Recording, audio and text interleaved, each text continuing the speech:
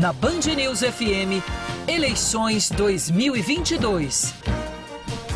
5h19 agora, vamos ouvir o candidato Ciro Garcia, do PSTU, ele que participou da fundação do PT, da CUT, sendo membro da Executiva Nacional por 3 gestões, foi presidente do Sindicato dos Bancários do Rio entre 1988 e 91, assumiu o mandato de deputado federal entre 92 e 93 e posteriormente fundou o PSTU, que é o seu partido.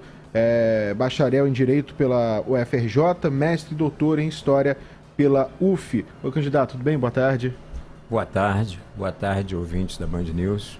Candidato, a gente vai fazer aqui a nossa sabatina com o tempo de 11 minutos e 25 segundos que a gente deu para todos os candidatos, começando a valer a partir da sua primeira resposta. Gostaria de falar com o senhor em relação à fome. Hoje são cerca de 2,7 milhões de pessoas no Rio de Janeiro passando pela fome.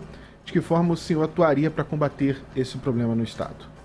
Bom, essa questão da fome, ela está ligada a uma série de outras questões, mas tem uma questão que é base, né? É a questão de que, além dessa fome gritante aqui no nosso Estado, é o desemprego, que aqui no nosso Estado também está num patamar acima do restante do país. Então, é uma questão central para a gente poder combater a fome é combater o desemprego.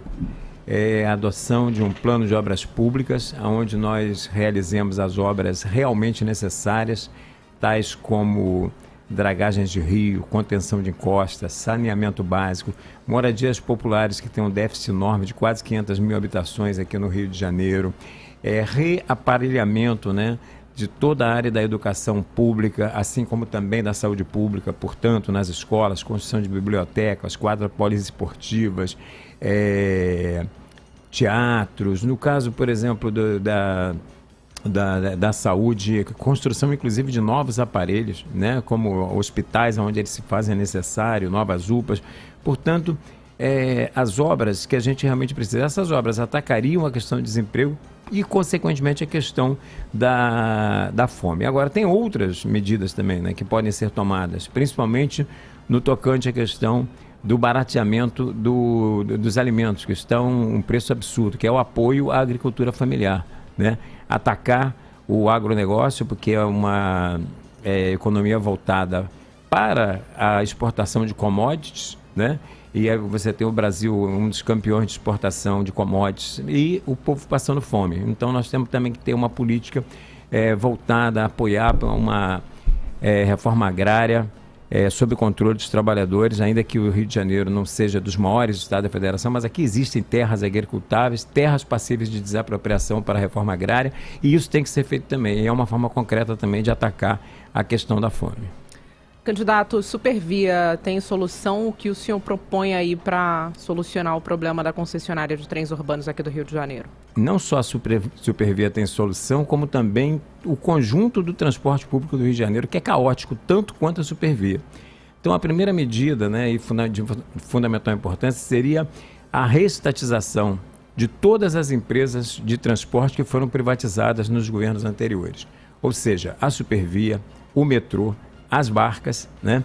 E a criação também de uma empresa estadual de transportes rodoviários coletivas, né? Todas essas empresas sob o controle dos trabalhadores e sob o controle dos usuários, né? Uma outra questão de fundamental importância é a mudança do modal de rodoviário para ferroviário, né? É um absurdo que nós tenhamos, por exemplo, aqui a subutilização do modal ferroviário, né? A Supervia já carregou muito mais passageiros do que carrega hoje. O próprio metrô também já carregou muito mais passageiros do que carrega hoje. Quando eu falo em mudança de modal de rodoviário para ferroviário, significa, inclusive, a construção de novas linhas de metrô, onde que elas se fazem realmente necessário. O metrô tem que se estender até Itaboraí, passando por São Gonçalo, tem que ir até o fundão da Zona Oeste. Os corredores de BRTs têm que se transformar em corredores de VLTs, porque o transporte ferroviário ele é menos poluente, é mais eficiente e completamente mais barato, né? É uma forma muito mais concreta de você poder subsidiar o preço das passagens aqui no Rio de Janeiro, que são caríssimos, que é um serviço pessimamente prestado por tarifas altamente absurdas. Então, é um conjunto de medidas que a gente tem que tomar não só em relação à Supervia, mas ao conjunto dos transportes públicos aqui no nosso estado. Candidato, e tem solução. Candidato, qual é a sua opinião sobre as operações policiais em comunidades do Rio de Janeiro? Esteve durante a pandemia restrição de ações e às vezes a polícia entrava, falava que tinha repassado para o STF que teria operação com mortos. Qual é a sua posição sobre isso?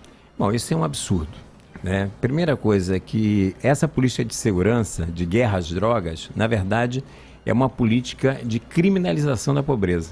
É uma política de segurança para favorecer os ricos e poderosos, né? Então, primeiramente, combate imediato, acabar com essa falácia de guerra às drogas. Droga não é uma questão de segurança pública, droga é uma questão de saúde pública e, portanto, nós temos que descriminalizá-las. E a partir da descriminalização das drogas, nós temos que tomar medidas também voltadas para a questão da segurança especificamente. A começar pela questão da desmilitarização da PM, né? A criação de uma só polícia civil, uma parte dela fardada e uma parte dela a paisana, voltada para a inteligência. A questão de uma polícia com direito de sindicalização, direito de greve, salário digno, delegados eleitos pela comunidade para que haja uma polícia de aproximação com a comunidade que se impõe pelo respeito e não pela intimidação, e acabar, né, com essa política de operações nas favelas, operação zero nas favelas, e muito menos com caveirão. Quer dizer, não existe caveirão, não existe operações na favela, porque cada dia de operações na favela são milhares e milhares de crianças que ficam sem aulas, e depois vem a burguesia liberal falar em meritocracia. Como que vai comparar essas crianças que perdem aulas por conta de operações policiais com os filhos da pequena burguesia, da burguesia que pode estudar no Santos Milagrosos, no Santo isso, São Vicente, Santo Inácio, Santo isso, Santo aquilo, comparar com essas crianças? Então, nós temos que acabar com essa política de segurança que, como já falei aqui, não é uma política de segurança, né? E que promove um verdadeiro genocídio à juventude negra, né? Ao povo negro de uma maneira geral, mas em particular a juventude negra das nossas favelas e periferias, envolvidas ou não com o tráfico. Porque toda hora a gente tem ciência da morte de adolescentes, de crianças, de trabalhadores, de trabalhadoras, como foi na última chacina lá da Vila Cruzeiro. Portanto, operação policial zero, e essa é uma questão central, né? O governador Cláudio Castro é um governo que tem suas mãos manchadas de sangue. As duas maiores chacinas do nosso estado foi na sua gestão, e eu lamento que o Marcelo Freixo, que seja um candidato que se forjou, né, ganhou notabilidade falando, quando foi presidente da Comissão de Direitos Humanos e se notabilizou na frente da CPI das milícias, hoje esteja aliada com César Maia, que foi um dos maiores incentivadores de milícia aqui no nosso estado, e recue do seu programa em relação às operações na favela, porque fala, inclusive, que elas vão continuar, inclusive, com caveirão. É lamentável. Candidato, sobre impostos, a gente teve aí a redução do ICMS sobre combustíveis, né? Uma medida que pode impactar as contas do Estado. Queria que o senhor falasse sobre a sua política de impostos, caso o senhor seja eleito.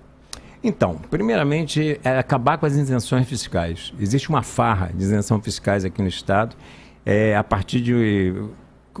Começa que houve um processo enorme de desindustrialização. Hoje, a indústria no Rio de Janeiro é 15% menos do que era em 1985, só para vocês terem uma ideia do que nós estamos falando. Mas, a partir disso, também uma farra de isenção que chega a 200 bilhões de reais, que é o orçamento para cerca de 10 anos do que é para a educação, para a saúde.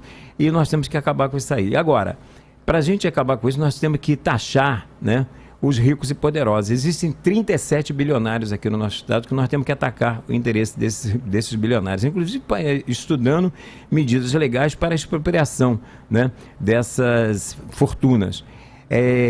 Acabar com o regime de recuperação fiscal e também com a lei de responsabilidade fiscal, porque, na verdade, tanto a lei de responsabilidade fiscal quanto o regime de recuperação fiscal estão voltados para garantir os interesses do sistema financeiro e dos grandes prestadores de serviços do Estado. Nós temos que, a partir desses recursos, que hoje vão diretamente, né, através da dívida pública, para a União e para o sistema financeiro, nós temos que esses recursos serem investidos em saúde, em educação, de segurança, naquele plano de obras públicas a que eu já me referi, ou seja, nas questões realmente necessárias para atacar as necessidades vitais da classe trabalhadora brasileira aqui do nosso estado e os setores explorados e oprimidos. Candidato, quais projetos o senhor tem para a saúde? A gente hoje tem uma fila de regulamentação, por exemplo, muito complexa, né, para as pessoas que dão entrada na saúde básica e depois avançarem para hospitais. A gente tem alguns desafios nos hospitais estaduais, que hoje são de grande complexidade. Que desafios o senhor pretende alcançar aí e que propostas também tem para essa área? Bom, eu parto de uma premissa fundamental: saúde não é mercadoria. E já que saúde não é mercadoria, eu defendo uma saúde pública, gratuita, de qualidade, universal, né?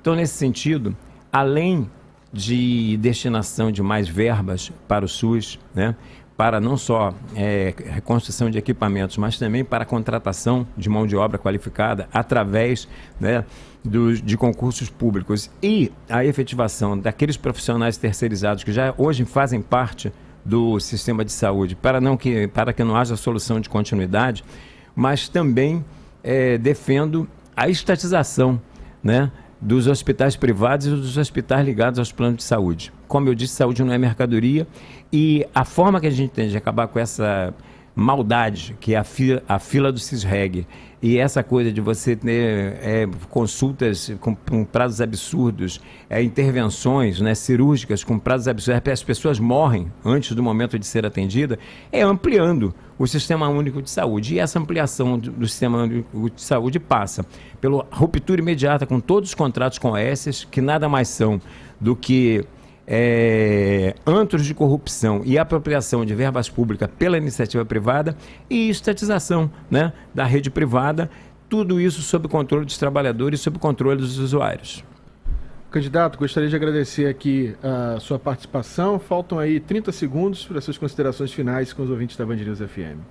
Bom, eu quero agradecer a oportunidade e dizer aos ouvintes da Band News que nós precisamos se por um lado derrotar a extrema-direita fascista, né, de Bolsonaro e Cláudio Castro, também temos que dar um combate à ilusão gerada aí por essa política de frente ampla, de Lula e Alckmin e de Freixo e César Maia, que sob a égide desse sistema capitalista não tem absolutamente nada a oferecer para a classe trabalhadora do nosso estado. Nós temos que romper com o sistema capitalista e pavimentar a construção de uma sociedade socialista. Gostaria de agradecer ao candidato Ciro Garcia por ter vindo aqui na Band News FM. Obrigado, candidato. Eu que agradeço. Essa entrevista estará disponível lá no nosso canal no YouTube, o Band News FM Rio, também cortes nas redes sociais. Amanhã nós teremos como convidado o Luiz Eugênio Honorato, e a gente vai para um rápido intervalo agora e voltamos já já, são 5 horas e 32 minutos.